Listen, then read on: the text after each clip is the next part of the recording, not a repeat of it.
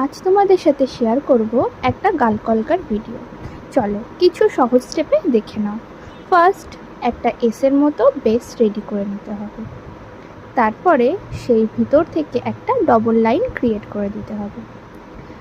আর এসের একদম নিচে আর দু সাইডের উপরে একটা করে অপোজিট দিকে কমা দিয়ে নিতে হবে। তারপরে ভিতরের ডিজাইনটা রেডি করতে হবে। ভিতরের ডিজাইনে তোমার ইচ্ছা মতো কমা ও তার উপরে পাতা দিয়ে সেটাকে কমপ্লিট করতে হবে। এখানে কোনো নিয়ম নেই, তুমি নিজের ইচ্ছা মতো কমা ও পাতা দিতে পারো। জাস্ট দেখতে হবে ভিতরটা যাতে ভরাট হয়ে যায়।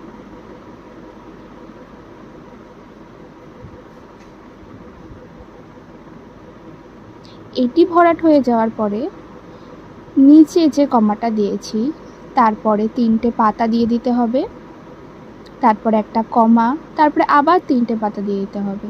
এইভাবে বাইরের এক সাইডের ডিজাইনটা কমপ্লিট করব।